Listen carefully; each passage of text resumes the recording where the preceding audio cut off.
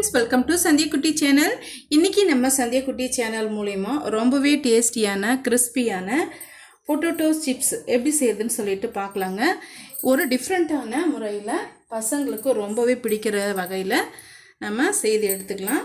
அதுக்கு இது போல் நான் உருளைக்கிழங்கு கொஞ்சம் நீட்டமாக இருக்கிறத எடுத்து தோல் உரிச்சிட்டு எடுத்து வச்சுருக்கேன். இப்போ இதை நம்ம கட் பண்ணி எடுத்துக்கலாம்.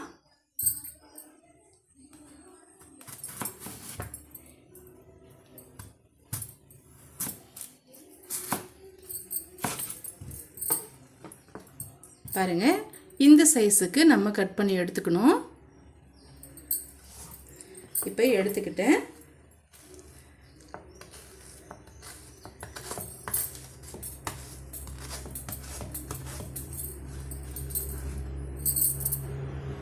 எல்லாமே இது போல் லாங் சைஸை நான் கட் பண்ணி எடுத்துக்கிட்டேன். இப்போ ஒரு பவுல் ஒன்று வச்சுக்கலாங்க. அதுக்கு தேவையான அளவுக்கு நம்ம தண்ணி சேர்த்துக்கலாம். ஒரு 2 டீஸ்பூன் அளவுக்கு கல்லுப்பு சேர்த்துக்கிறேன். சேர்த்துட்டு இப்போ நம்ம கட் பண்ணி வச்சுருக்க உருளைக்கிழங்கு சேர்த்து ஒரு 1/4 மணி நேரம் அப்படியே ஊற போட்டு விட்டுடலாங்க. ஒரு 1/4 மணி நேரம் கழித்து நம்ம பார்க்கலாம்.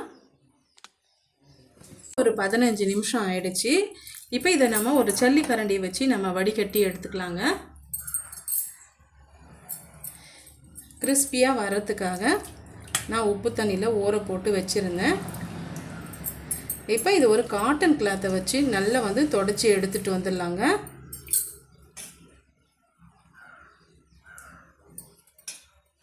ரொம்ப துடைக்க வேண்டிய அவசியம் இல்லை, ஓரளவுக்கு நல்லா தொடச்சிக்கிட்டாலே போதும்.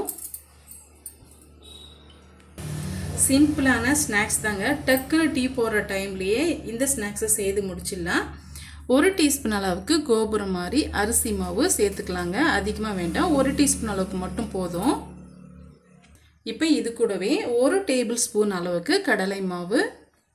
இது ஒரு பைண்டிங் கொடுக்கறதுக்காக. இப்போ வெறும் மிளகாய் தூள் சேர்த்துக்கலாங்க. நான் ஒரு 1/2 டீஸ்பூன் அளவுக்கு நான் சேர்த்துக்கிறேன்.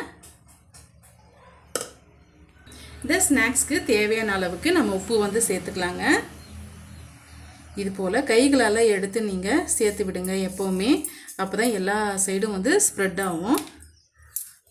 இப்போ ஒரு முறை நல்லா கலந்து விட்டுக்கலாம்.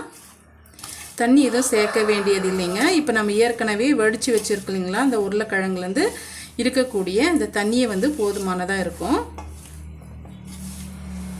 பாருங்கள், இந்த அளவுக்கு மேலே ஒட்டியிருந்தாவே போதுங்க, அதிகமாக வேண்டாம். அப்போ தான் நமக்கு கிறிஸ்பியாக வரும். நமக்கு அந்த உருளைக்கிழங்கு நல்லா கிறிஸ்பியாக கிடைக்கும்.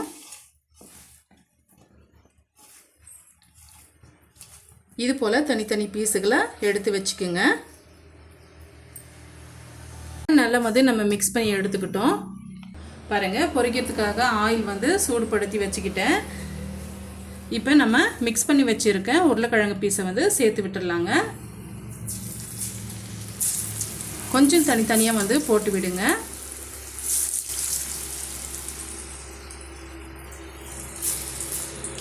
மீடியமான ஃப்ளேம்லேயே இருக்கட்டும்.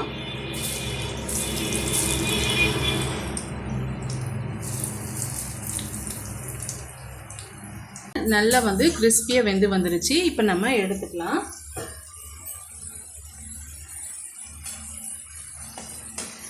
இந்த கலர் வந்த பிறகு தாங்க நம்ம எடுக்கணும். அதுக்கு முன்னாடியே எடுத்தோம்னா நமக்கு கிறிஸ்பியாக கிடைக்காது. இப்போ நெக்ஸ்ட் பேட்சையும் அதே மாதிரி நம்ம போட்டுட்டு பிறகு நம்ம பார்க்கலாங்க.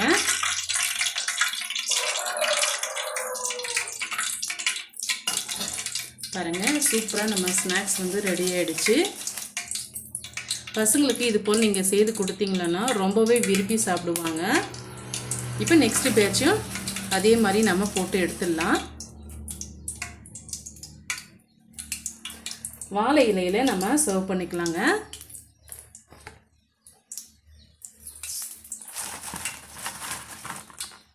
பாருங்கள், சூப்பராக ரெடி ஆகிடுச்சு.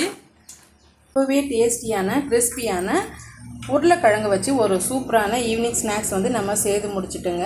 ரொம்பவே அருமையாக இருக்கும். இது நீங்கள் ஒரு முறை ட்ரை பண்ணி பாருங்கள். டீ போடுற டைம்லேயே இதை நம்ம செய்து முடிச்சிடலாம். இந்த ஸ்நாக்ஸ் ரெசிபி கண்டிப்பாக உங்களுக்கு பிடிக்கும்னு நினைக்கிறேன். பிடிச்சிருந்தால் மறக்காமல் சந்தியா குட்டி சேனலுக்கு சப்ஸ்கிரைப் பண்ணுங்கள், லைக் பண்ணுங்கள். ஃப்ரெண்ட்ஸ் அண்ட் ஃபேமிலியோட நிறைய ஷேர் பண்ணுங்கள். இது போல் சிம்பிளான டேஸ்டியான ஸ்நாக்ஸ் ரெசிபீஸ் பார்க்க நம்ம சேனலை ஃபாலோ பண்ண மறந்துடாதீங்க. தேங்க்யூ ஃபார் வாட்சிங். பபாய்.